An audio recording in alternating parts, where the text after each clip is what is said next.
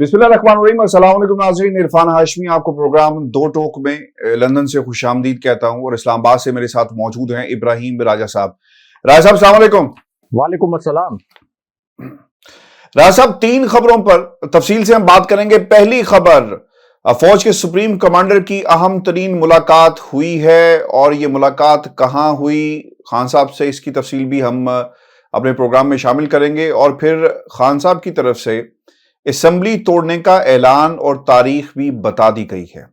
और फिर लंदन से भी एक इंतहाई अहम खबर है, इसकी अंदरूनी कहानी भी अपने सुनने वालों के सामने हम रखेंगे। लेकिन राय साहब, जो खान साहब ने आज खिताब किया और जिन इंकशाफात का पाकिस्तान की पुरानी एस्टेब्लिशमेंट जनरल बाजवा का नाम लेकर शायद ये पहली दफा हुआ है। इससे पहले जो इशारों में जरूर बात होती थी, लेकिन ये पहली दफा इमरान खान ने नाम लिया और फिर एक इंतहाई अहम तारीख का भी ऐलान कर दिया है। खान साहब ये कहते हैं कि 17 तारीख को लिबर्टी चौक पर तहरीक इंसाफ का इज्तिमा होगा, जहां वो दोनों असम्बलियों की तहलील के हवाले से ऐलान करेंगे। राय साहब, हमने इसी प्लेटफॉर्म पे ये खबर शेयर की थी, आज उसकी तस्दीक भी हो गई।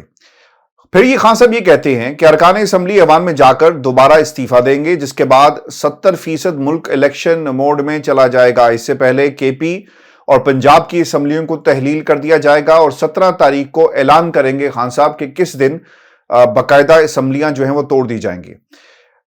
इमरान खान साहब ये कहते हैं कि कानून के मुताबिक जैसे असम्बली खत्म होती है 90 दिन के अंदर इलेक्शन हो, लेकिन इन चोरों का मकसद अपने करप्शन के केसेस खत्म कराना है। पहले परवेज मुशर्रफ और अब जनरल बाजवा की बदौलत उनकी स्लेट साफ हो गई है।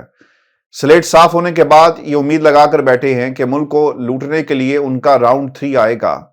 इन चोरों को इलेक्शन कराने में कोई दिलचस्पी नहीं है। इनको डर है कि इलेक्शन हार गए तो उनके करप्शन के केसेस सामने आ जाएंगे। इन चोरों का मफाद और पाकिस्तान का मफाद मुख्तलिफ है। 23 दिसंबर को असम्बली तहलील करने के हवाले से भी राय साहब ये भी खबर आ रही है कि पंजाब और जो खैबर पख्तूनख्वा है 23 दिसंबर को शायद असम्बली जो है वो तहलील कर दी जाएगी, लेकिन ये जराए हैं, कंफर्म नहीं है। अब ये भी खान साहब ने कहा, जो खिताब अपना किया, वो ये कहते हैं कि शर्मनाक तरीके से बड़े डाकुओं के केसेस खत्म किए जा रहे हैं। हम तबाही के किनारे पर खड़े हैं, हमारी मईशत तबाही की तरफ जा रही है। मईशत इसलिए तबाह हो रही है कि हमारे मुल्क में इंसाफ नहीं है। बड़े डाकू जो मफरूर थे आज वो वापस आ रहे हैं, उनके केसेस खत्म हो रहे हैं। जनरल बाजवा ने इनको NRO 2 दिया, इन चोरों को NRO 2 देकर पाक किया जा रहा है। जनरल बाजवा ने जो NRO 2 दिया है, सलमान शहबाज भी उसी NRO 2 के तहत पाकिस्तान में वापस आए। शहबाज वापस आकर कहता है कि उसके साथ कितना जुल्म हुआ। उनके केसेस से जुड़े अफराद हार्ट अटैक से कैसे इंतकाल कर जाते हैं, कोई इसकी तहकीकात तो करे। फिर खान साहब ने यह भी कहा कि अब जरदारी माफिया को भी माफ किया जाएगा, पाकिस्तान में कानून की हुक्मरानी नहीं। 88% बिजनेसमैन कह रहे हैं कि इस हुकूमत पर भरोसा नहीं है। पाकिस्तान की क्रेडिट रिस्क 100% बढ़ गई है। जब हम हुकूमत में थे तो क्रेडिट रिस्क 5% था। मईशत सुकड़ती जा रही है और किसी से कोई मदद नहीं मांगी, चूंकि एक इल्जाम राय साहब खान साहब की पर लगाया जाता है कि शायद ये पाकिस्तान की इस्टेब्लिशमेंट को पुकार रहे हैं, ये पुकार कर कह रहे हैं कि आओ हमारी मदद करो। आज खान साहब ने ये बात भी क्लोज कर दिया कि हम इस्टेब्लिशमेंट से कोई मदद नहीं चाहते और हम अवाम की ताकत से पाकिस्तान में दोबारा वापस आएंगे। फिर वो ये भी कहते हैं कि साजिश के तहत मुल्क के साथ जो किया गया, मुल्क डिफॉल्ट कर जाए तो सबसे पहले नेशनल सिक्योरिटी मुतासिर होती है। अगर पाकिस्तान डिफॉल्ट कर जाए तो बेल आउट करने वाले क्या कीमत मांगेंगे, हम सब जानते हैं। खान साहब ने यह भी कहा कि यह तासुर बना हुआ है कि हम चाहते हैं कि एस्टेब्लिशमेंट हमारी मदद करे, लेकिन मैं एस्टेब्लिशमेंट से कोई मदद नहीं चाहता। और जब मैं हुकूमत में था तो जनरल बाजवा ने कहा कि एहतसाब को छोड़ें, मईशत पर ध्यान दें। बाजवा ने फाइनेंशियल एक्शन टास्क फोर्स के हवाले से कानून साजी के वक्त भी कहा कि ऑपोजिशन को NRO 2 दे दो।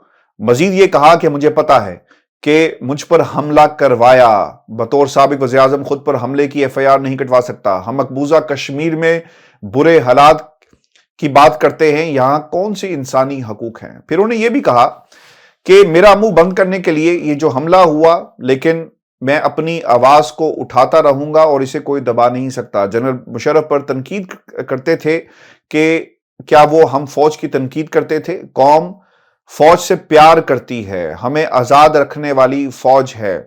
میں قطعی اسٹیبلشمنٹ سے مدد نہیں مانگ رہا. پھر انہوں نے یہ بھی الیکشن کمیشن سندھ کے حوالے سے بھی بات کی کہ یہ زرداری کے گھر کا بندہ ہے.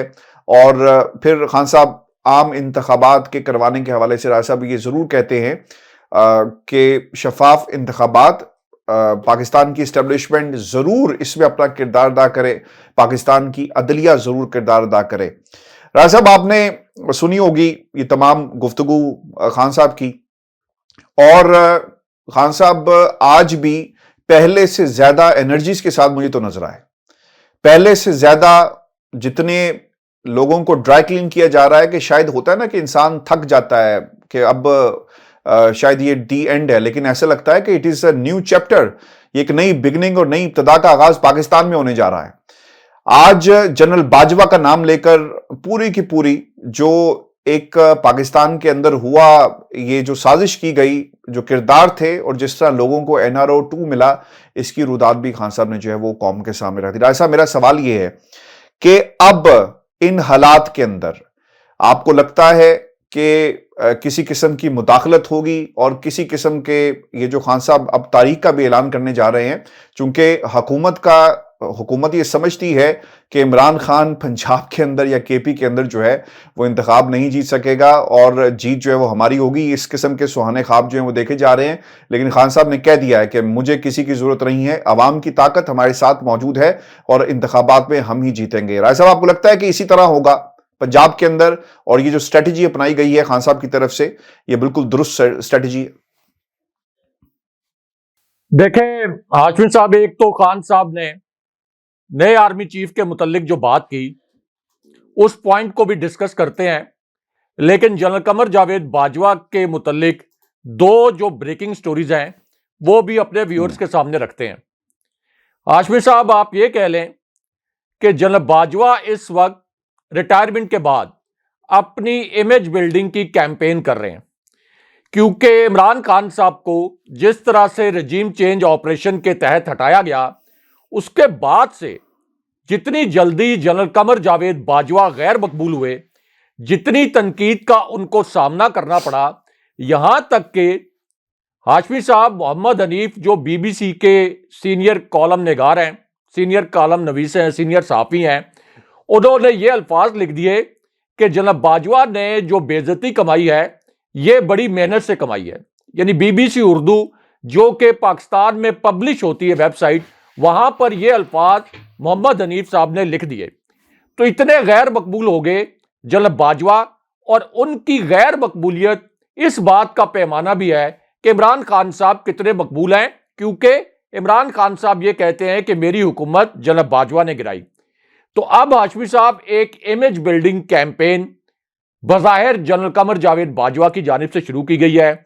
اس کے پہلے مرحلے میں جنرل باجوہ لاہور گئے ہیں، اور لاہور میں ان کی ملاقات ہوئی ہے سابق چیف جسٹس ثاقب نثار سے. جنرل باجوہ کی فیملی بھی اس ملاقات میں موجود تھی. اب چونکہ جسٹس ثاقب نثار کے عمران خان صاحب کے دور میں عدلیہ کے اور حکومت کے کوئی زیادہ آپ یہ کہہ لیں کہ اختلافات سامنے نہیں آئے، اور جسٹس ثاقب نثار کو PTI کے رینکس میں آپ یہ کہہ لیں کہ ایک اچھی نگاہ سے دیکھا جاتا ہے. تو جناب باجوہ کی ملاقات ہوئی جسٹس ثاقب نثار سے، اور پھر ذرائع سے یہ خبر دوڑتی ہوئی باہر بھی آ گئی. آپ سمجھ رہے نا، یہ خبر پھر باہر بھی آ گئی.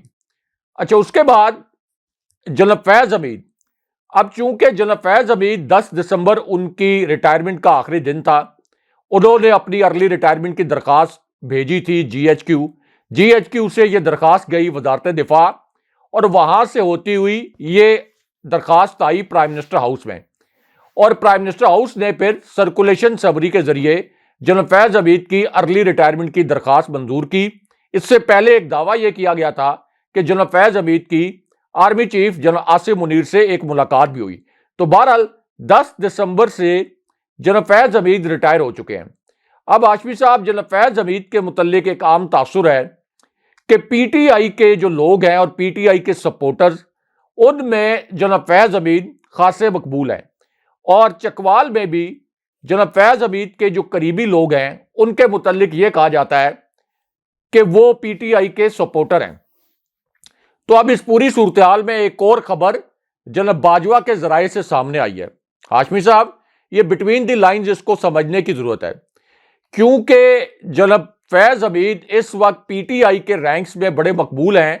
تو اب جناب باجوہ کے ذرائع سے جناب فیض حمید کے متعلق ایک اہم خبر آئی ہے، اور وہ خبر یہ ہے کہ جنرل فیض حمید کی جناب باجوہ سے ملاقات ہوئی ہے۔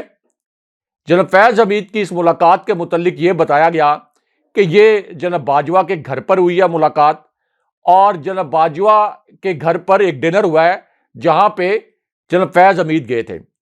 اب اس کے بعد ذرائع سے یہ بھی خبر آئی ہے کہ کچھ غیر رسمی گفتگو ہوئی ہے، اور جناب فیض حمید نے اپنے متعلق یہ بتایا کہ ابھی ان کا جو فوکس ہے وہ اس بات پر ہے کہ وہ اپنا کوئی گھر تعمیر کر رہے ہیں، اور ظاہر ہے کچھ خبریں یہ تھیں کہ جناب فیض حمید پی ٹی آئی کو جوائن کر سکتے ہیں۔ 2 سال تک تو آپ یہ کہہ لیں کہ ایک امبارگو ہے، ایک امبارگو ہوتا ہے کہ 2 سال تک آپ سیاست میں حصہ نہیں لے سکتے، لیکن ہو سکتا ہے کہ جناب فیض حمید 2 سال کے بعد پی ٹی آئی کے پلیٹ فارم سے سیاست کریں۔ یہ ممکنات میں شامل ہے، کیونکہ ان کے جو عزیز و اقارب ہیں ان میں سے کچھ لوگ ایسے ہیں جو کہ پی ٹی آئی کے پلیٹ فارم پر، یا آپ یہ کہہ لیں کہ پی ٹی آئی کے سپورٹر ہیں۔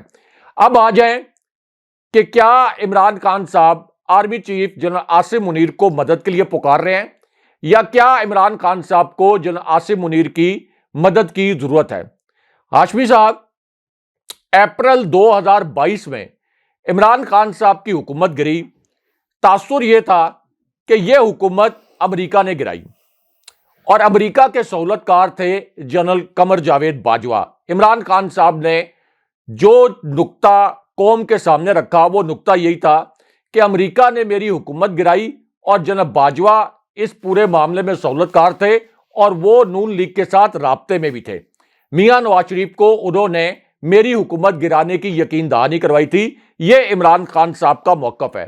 اب ہاشمی صاحب، اس موقف کو آپ ذرا غور سے سنیں اور سمجھیں۔ امریکہ کا پاکستان کی سیاست پر کتنا گہرا اثر و رسوخ ہے، یہ کوئی راکٹ سائنس نہیں ہے، یہ کوئی بہت بڑا راز نہیں ہے۔ سب جانتے ہیں کہ امریکہ کے کہنے پر کس طرح سے معین قریشی ایک امریکہ کی ریکمنڈیشن پر ایک بیگ لے کر، ایک بریف کیس لے کر پاکستان میں وارد ہوئے تھے، اور اس کے بعد یہاں پرائم منسٹر بن گئے تھے۔ اس کے بعد جیسے ہی ان کی وزارت عظمیٰ ختم ہوئی، انہوں نے بریف کیس اٹھایا چھوٹا سا، اور وہ یہ جا وہ جا امریکہ چلے گئے، دوبارہ واپس نہیں آئے۔ امریکہ کی ریکمنڈیشن پر شوکت عزیز ایک بریف کیس اٹھا کر پاکستان آئے، جاتے ہوئے یہاں سے توشہ خانہ کے بے شمار تحائف بھی لے گئے، اور پھر امریکہ واپس چلے گئے، آج تک واپس نہیں آئے۔ اس سے بھی آپ اندازہ کر لیں کہ امریکہ کا پاکستان کی سیاست پر کتنا اثر و رسوخ ہے۔ بے نظیر بھٹو مرحومہ کی جو ڈیل ہوئی تھی پاکستان واپسی کی، اس کے پیچھے امریکہ تھا۔ خود امریکی حکام اپنی کتابوں میں اس ڈیل کے متعلق انکشاف کر چکے ہیں کہ کس طرح سے امریکہ نے یہ ڈیل کروائی تھی کہ محترمہ بے نظیر بھٹو مرحومہ پاکستان آئیں گی، اور پھر اس کے پیچھے پیچھے میاں نواز شریف بھی واپس آ گئے۔ تو اس سے رائے صاحب میں آپ کی بات کاٹ رہا ہوں۔ جی اب اس سے تو یہ پتا چل گیا کہ امریکہ کا پاکستان کی سیاست پر کتنا اثر و رسوخ ہے۔ اب آپ اس اثر و رسوخ کو ایک طرف اپنے ذہن میں رکھیں، دوسری جانب جو پاکستان کی اسٹیبلشمنٹ کا پاکستان کی سیاست پر اثر و رسوخ رہا ہے اور ابھی بھی ہے، اس کو بھی آپ اپنی ذہن میں رکھیں۔ تیسری جانب آپ الیکشن کمیشن، جو کہ عمران خان صاحب کی جانب مکمل طور پر ہوسٹائل تھا، تمام آزاد تجزیہ کار کہتے ہیں کہ chief election commissioner Imran Khan صاحب کے ساتھ پرسنل ہوئے تھے۔ یہ بھی فیکٹر آپ اپنے ذہن میں رکھیں۔ اور چوتھا فیکٹر یہ کہ پنجاب میں حمزہ شہباز کی حکومت تھی، وفاق میں شہباز شریف کی حکومت تھی، تو یہ 5 فیکٹر تھے، 5 فیکٹر اتنے سٹرانگ جو عمران خان صاحب کو پیچھے دھکیل رہے تھے۔ ان 5 فیکٹرز کے باوجود، مسٹر ایکس وائی زی کی ہیلپ کے باوجود، جناب باجوہ کی اسٹیبلشمنٹ کی ہیلپ کے باوجود، آپ دیکھ لیں کہ عمران خان صاحب نے پنجاب کے ضمنی الیکشن میں کلین سویپ کر دیا۔ 3/4 اکثریت سے 14 جماعتیں جو مل کر الیکشن لڑ رہی تھیں، جن کے ساتھ اسٹیبلشمنٹ بھی تھی، جن کے ساتھ الیکشن کمیشن بھی تھا، جن کے ساتھ ریاستی ادارے بھی تھے، ان کو ایک ہی حلے میں عمران خان صاحب نے 3/4 اکثریت سے ایک آپ کہہ لیں عبرتناک شکست دے دی۔ اس کے بعد دوسرا ضمنی الیکشن ہوا۔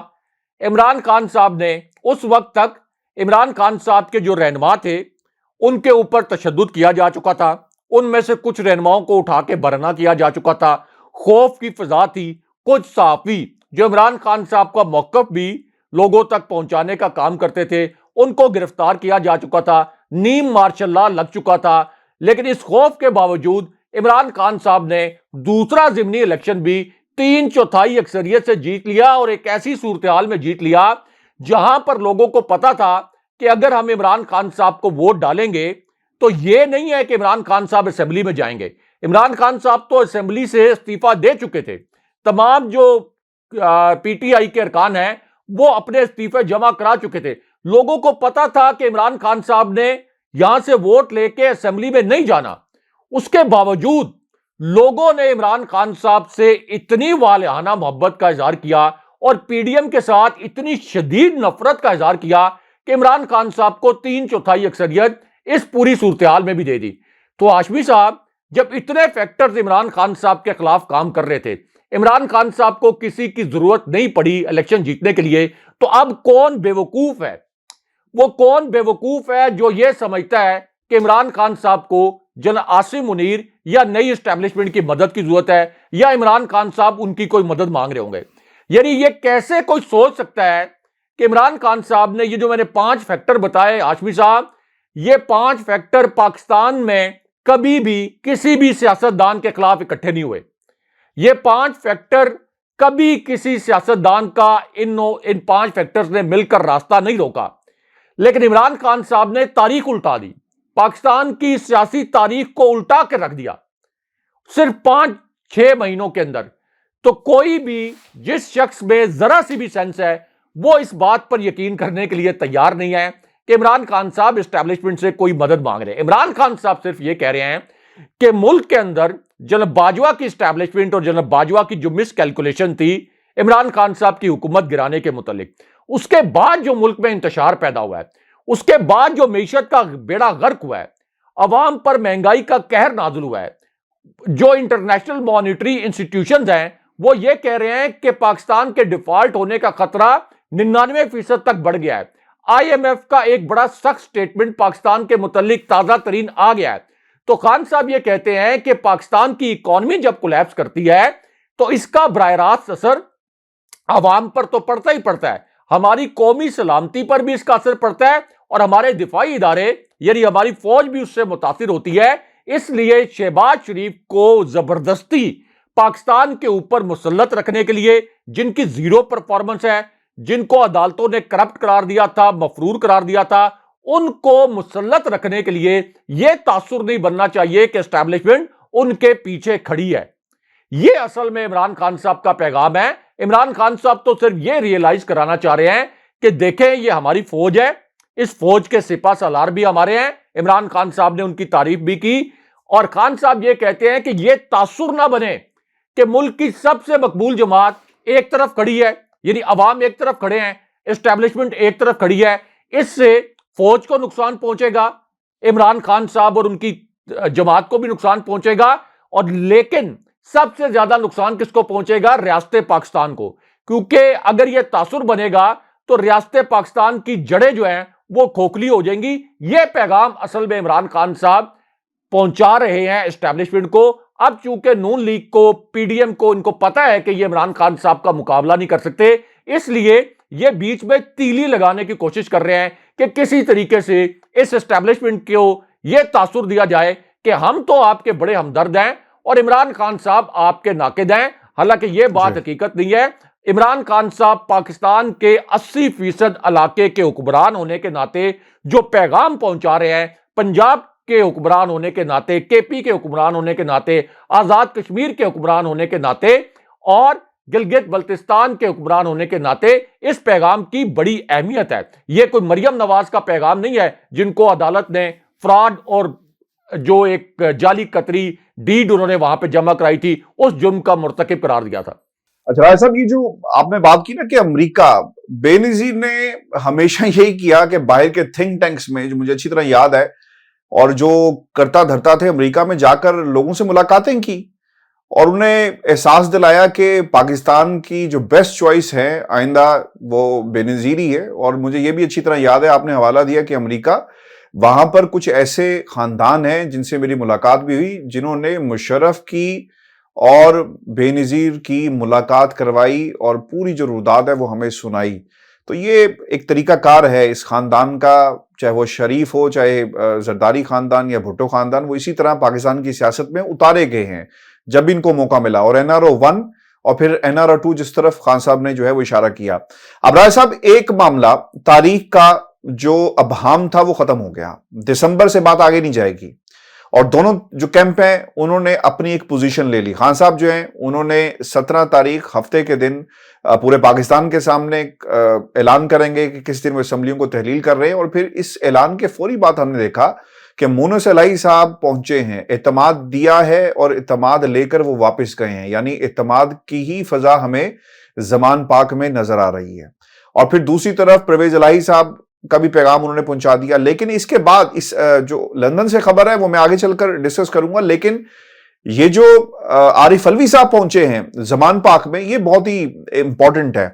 اور عارف الوی صاحب نے اس سے پہلے جو ہے وہ وفاقی وزراء سے ملاقات بھی کی ہے، اور جو تبادلہ خیال ہوا، جو خبر پاکستان کے میڈیا میں رپورٹ ہوئی ہے اس کے مطابق جو ملاقات ہوئی، اس میں ایک تو پیغام یہ دیا گیا ہے کہ حکومت چاہتی ہے، اور جو رانا ثناء اللہ صاحب نے بھی کہہ دیا کہ اگر آپ توڑنا چاہتے ہیں توڑ دیں، ہمیں اگر آپ مذاکرات کی میز پر لائیں گے تو اس کی کوئی گنجائش جو ہے وہ موجود نہیں ہے. اور پھر جو آئندہ کا جو لائے عمل ہے اس کے اوپر بھی تبادلہ خیال ہوا ہے.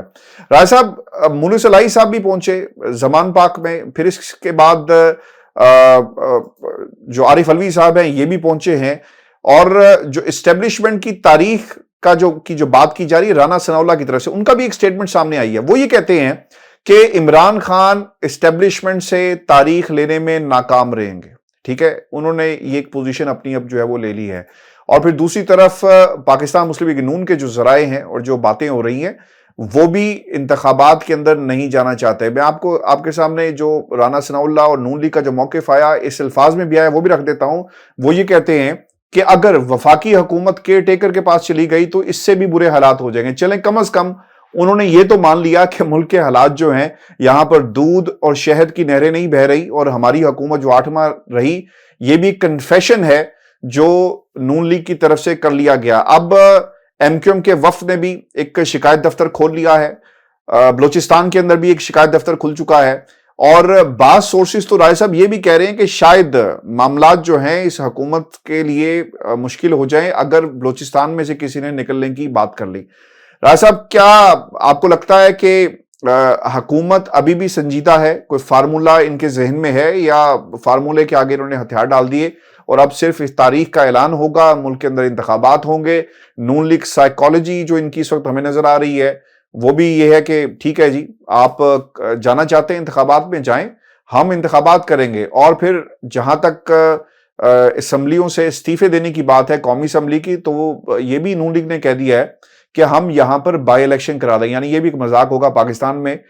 جو لوگ ان کے قبیلے کے ہیں وہ بیٹھ کر کہتے ہیں جی دیکھیں ملک کا مہنگا ترین الیکشن، اتنا پیسہ خرچ ہو جائے گا 150 نشستوں کے اوپر. جب بائی الیکشن ہوں گے رائے صاحب، اور پھر ٹھیک اس کے انتخابات کے فوری بعد آپ کو عام انتخابات کی طرف جانا ہے، تو یہ کسی صورت بھی فارمولا کسی کو سوٹ نہیں کرتا. جی رائے صاحب. دیکھیں آشیش صاحب، عمران خان صاحب نے جو فیصلہ کیا ہے اسمبلیاں توڑنے کا، اور ظاہر ہے کہ جب اسمبلی ٹوٹے گی، یہ تھوڑا سا ڈفرنس جو ہے یہ ہمارے ویورز جو ہیں وہ نوٹ کر لیں.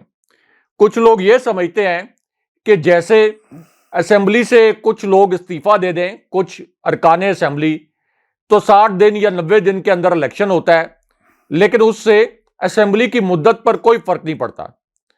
یعنی وہ دوبارہ سے الیکٹ ہو کر آ جائیں تو ان کی جو مدت ہوگی رکن پارلیمنٹ کی یا رکن اسمبلی بننے کی، وہ اتنی ہی ہوگی جتنی کہ اسمبلی کی کل مدت باقی رہ جائے گی. لیکن جب ایک مرتبہ اسمبلی ٹوٹ جائے گی، یہ پوائنٹ نوٹ کرنے والا ہے، جب اسمبلی ٹوٹ جائے گی تو اس کے بعد جو الیکشن ہوں گے پوری اسمبلی کے، اس کے بعد جو نئی اسمبلی وجود میں آئے گی اس کی ایک نئی ٹرم شروع ہوگی، ایک کمپلیٹ اس کی ٹرم شروع ہوگی. یہ تھوڑا سا ڈفرنس ہے، یہ فرق ہے کہ 4 5 10 20 50 100 لوگ استعفیٰ دے دیں، وہ ایک الگ چیز ہے. لیکن باقاعدہ اگر اسمبلی ٹوٹ جائے اور نئے الیکشن ہو، نئے اسمبلی وجود میں آئے تو اس کی ایک نئی ٹرم، بالکل جی اس کی ایک نئی ٹرم وجود میں آ جائے گی. تو اس کا مطلب یہ ہے کہ عمران خان صاحب دوبارہ سے الیکشن جیت کر کے پی اور پنجاب میں حکومت بنا لیں گے اور ان کی ایک نئی ٹرم شروع ہو جائے گی، نئی مدت شروع ہو جائے گی. اب ہاشمی صاحب، عمران خان صاحب کا یہ جو پلان ہے اس پر عملی طور پر حکومت کی ٹانگیں جو ہیں کانپ رہی ہیں، بلکہ کانپے ٹانگ رہی ہیں بقول بلاول بھٹو صاحب کے. کیونکہ اب انہوں نے فیصلہ یہ کیا ہے کہ جیسے عمران خان صاحب نے یہ اناؤنسمنٹ کی کہ وہ اسی ماہ اسمبلی توڑنے کا اعلان کر دیں گے، اس کی تاریخ انہوں نے دے دی. اب یہ خبر آئی ہے کہ حکومت بلا رہی ہے مشترکہ سیشن پارلیمنٹ کا جوائنٹ سیشن بلا کر عمران خان صاحب کی اس حکمت عملی کا کوئی توڑ نکالنے کے لیے یہ 14 جماعتیں اکٹھی ہوں گی. اب یہاں پر کچھ اس طرح کے آپشنز بھی ڈسکس کیے جا رہے ہیں کہ ہم گورنر راج لگا دیں، حالانکہ گورنر راج کی کوئی آئینی حیثیت نہیں ہے. پھر اس طرح کے آپشن ڈسکس کیے جا رہے ہیں کہ کسی طریقے سے دھونس دھاندلی کے ذریعے ہم تحریک عدم اعتماد آئین کو پامال کرتے ہوئے لے کے آئیں، حالانکہ اس وقت تحریک عدم اعتماد لانے کے بھی آئینی طور پر گنجائش نہیں ہے، خاص طور پر پنجاب اسمبلی میں. لیکن ہاشمی صاحب، اب یہ جو جوائنٹ سیشن بلا رہے ہیں اس سے بھی پتہ چلتا ہے کہ عمران خان صاحب کا یہ جو پلان ہے یہ ان کے لیے کتنا زیادہ مشکل ثابت ہو سکتا ہے اس کو ٹیکل کرنا. دوسری بات یہ ہاشمی صاحب کہ یہ اسٹیبلشمنٹ کے لیے بھی ایک نیا امتحان شروع ہو جائے گا. ظاہر ہے کہ اتنا بڑا جو آئینی بحران آئے گا اس کے بعد کیا یہ حکومت الیکشن کروا سکے گی؟ اس کے پاس اتنے وسائل موجود ہیں کہ یہ الیکشن کروائیں؟ کیونکہ اس وقت تو میں آپ کو ایک بریکنگ نیوز یہ بھی دے دوں کہ پاکستان کے جو سفارت خانے ہیں بیرون ممالک، پاکستان کے جو کونسل خانے ہیں بیرون ممالک، ان میں سے کئی سفارت خانے ایسے ہیں جہاں عملے کو تنخواہیں دینے کے لیے ریاست پاکستان کے پاس پیسے ختم ہو گئے. یہ بریکنگ نیوز سن لیں کہ ریاست پاکستان کے پاس بیرون ممالک کئی سفارت خانوں میں پاکستانی عملے کو تنخواہیں دینے کے لیے پیسے ختم ہو گئے ہیں. پاکستان کے اندر سرکاری اداروں کے ملازمین کو تنخواہیں دینے کے لیے پیسے ختم ہو رہے ہیں، اور اس وقت اسحاق ڈار اس طرح کی آپ یہ کہہ لیں آپشنز پر بھی غور کر رہے ہیں کہ کس طریقے سے بیکی باتیں، جی میں کوئی معاشی بیکی باتیں کر رہے ہیں اور معاشی ایمرجنسی لگانے کی بھی بات کر رہے ہیں. یعنی اسحاق ڈار کا ایک وہ بلنڈر آپ کو یاد ہوگا کہ جب پاکستان نے ایٹمی دھماکے کیے تھے تو اس وقت جس قسم کی معاشی پالیسی انہوں نے بنائی تھی اور جس طرح سے انہوں نے اکاؤنٹس فریز کیے تھے، جو آپ کے فارن ریزروز اکاؤنٹس تھے، جس طرح سے ان کو انہوں نے فریز کیا تھا اسی طرح کی اب کوئی اور یہ بلنڈر کرنے جا رہے ہیں. اس وقت اتنے برے حالات ہیں کیونکہ آپ کے عالمی ادارے یہ کہہ رہے ہیں کہ اس وقت پاکستان ڈیفالٹ ہونے کے بالکل آپ یہ کہہ لیں کہ قریب پہنچ چکا ہے، دیوالیہ ہونے کے قریب پہنچ چکا ہے. اور کوئی ملک اس وقت ایسا نہیں ہے جو کہ الیکشن سے پہلے اس حکومت کو، جس کے متعلق سب کو پتا ہے کہ اگر فری اینڈ فیئر الیکشن ہوگے تو یہ دوبارہ سے اقتدار میں نہیں آئیں گے، تو ان کو امداد دینے کے لیے کوئی بھی حکومت اس وقت تیار نہیں ہے. یعنی کوئی بیرونی طاقت، کوئی آپ کا دوست ملک جو ہے وہ اس وقت آگے آنے کے لیے تیار نہیں ہے. جس طرح سے اسحاق ڈار نے 99 کا بلنڈر کیا تھا، یہ جو آپ کا ایٹمی دھماکوں کا 98 کا، اس کے بعد جو انہوں نے پالیسی اپنائی تھی، اب اسی قسم کے یہ مزید بلنڈر بھی کر سکتے ہیں. تو ہاشمی صاحب، اب اس پوری صورتحال میں یہ جو مزید اتنا بڑا بحران آئے گا اس سے آپ کی معیشت کدھر جائے گی؟ کیا اتنے بڑے پیمانے پر آپ الیکشن کرا سکیں گے؟ آپ کے پاس اتنے وسائل ہیں تو یہ ایک ایسا آئینی بحران پیدا ہوگا جس کے نتیجے میں دوبارہ سے الیکشن جلد ہونے کی راہ ہموار ہو سکتی ہے. اور یہی وجہ ہاشمی صاحب، یہ جو رانا ثناء اللہ بڑکے مار رہے ہیں، یہ جو وہ کہہ رہے ہیں، گیدڑ بھپکیاں دے رہے ہیں کہ ہم الیکشن کروا دیں گے، ہم مذاکرات نہیں کرنا چاہتے. اگر آپ مذاکرات نہیں کرنا چاہتے تو اس وقت پاکستان کے اندر شہباز شریف کے بعد نون لیگ کا سب سے بڑا رہنما نون لیگ کے لیے کون ہے؟ میاں نواز شریف کے جاسوس کون ہے اس وقت پاکستان کے اندر؟ میاں نواز شریف کے نمائندے کے طور پر کون کام کر رہے ہیں؟ میاں نواز شریف نے شہباز شریف کی کیبنٹ میں کس کو اپنا جاسوس بنایا ہے؟ اسحاق ڈار کو۔ تو اسحاق ڈار پھر صدر عارف الوی کے پاس کیا ڈسکس کرنے گئے؟ آج بھی گئے ہیں ملاقات ہوئی ہے، جو ان کی 3-4 ملاقاتیں ہوئیں، ایاز صادق سے ملاقاتیں ہوئیں، یہ کیا ملاقاتیں کر رہے ہیں؟ عمران خان صاحب کو کس بات پر قائل کرنے کی کوشش کر رہے ہیں؟ صدر عارف الوی کے ذریعے عمران خان صاحب کی کیوں منتیں کر رہے ہیں؟ یعنی صدر عارف الوی کہہ رہے ہیں کہ خان صاحب کی منتیں، میں آپ کو ایک انٹرسٹنگ رانا ثناءاللہ کی ایک اور بات بھی بتا دوں۔ انہوں نے کہا، پوچھا گیا سوال ان سے کہ اگر ایسا کچھ نہیں ہے تو پھر نون لیگ رائے صاحب کیوں جاتی ہے ان کے پاس بات کرنے، عارف الوی صاحب کے پاس، اور پھر عارف الوی اٹھ کر ایک دم سے زبان باغ پہنچ جاتے ہیں۔ انہوں نے کہا نہیں ایسی بات نہیں، وہ معیشت پہ بات ہو رہی تھی، وہ ویسے ہی جو غلط فہمیاں ہیں اس کو دور کرنے کے لیے ملاقات ہوئی ہے، کوئی پیغام جو ہے وہ نہیں دیا جا رہا۔ ہاشمی صاحب، صدر عارف الوی کا تعلق تحریک انصاف سے ہے، اور اسحاق ڈار اور صدر عارف الوی ان کے متعلق کہا جاتا ہے کہ یہ ایک دوسرے کے چہرہ دیکھنے کا بھی، ایک دوسرے کا چہرہ دیکھنا بھی گوارا نہیں کرتے۔ اور پھر اسحاق ڈار جا کر صدر عارف الوی کو معیشت پر کیوں بریفنگ دیں گے؟ پہلے تو انہوں نے یہ خبر لانچ کروائی کہ سیلاب کی تباہ کاریوں پر بریفنگ دی۔ صدر نے کیا کرنا ہے سیلاب کی تباہ کاریوں پر؟ صدر کے پاس تو کوئی فنڈز بھی نہیں ہوتے کہ صدر نے کوئی فنڈز جاری کرنے ہیں سیلاب کی تباہ کاریوں پر۔ اصل تو ایشو وہی ہے کہ عمران خان صاحب کو کسی طریقے سے انگیج کیا جائے۔ صدر عارف الوی کے ذریعے یہ عمران خان صاحب کی منتیں کر رہے ہیں، کسی طریقے سے صدر عارف الوی کے ذریعے عمران خان صاحب کو یہ پیغام پہنچایا جائے کہ ہم الیکشن کے لیے یا جلد الیکشن کے لیے کسی فارمولے پر تیار ہیں، ہم کوئی انتخابی اصلاحات کرتے ہیں، مل کر بیٹھتے ہیں، اور اس کا مقصد یہ ہے کہ صرف ٹائم بائی کریں۔ یعنی انہوں نے الٹیمیٹلی عمران خان صاحب کو دھوکہ ہی دینا ہے، انہوں نے کوئی ارلی الیکشن نہیں کروانا، لیکن یہ صرف ٹائم بائی کرنے کے لیے صدر عارف الوی کو مذاکرات کے لیے استعمال کر رہے ہیں۔ تو ہاشمی صاحب، یہ جو رانا ثناءاللہ کہہ رہے ہیں، گیدڑ بھپکیاں دے رہے ہیں کہ ہم مذاکرات نہیں کریں گے اور الیکشن کروا دیں گے، یہ ذرا پوچھ لیں پہلے اسحاق ڈار سے کہ یہ کیا پیغامات لے کے جاتے رہے ہیں صدر عارف الوی کے پاس؟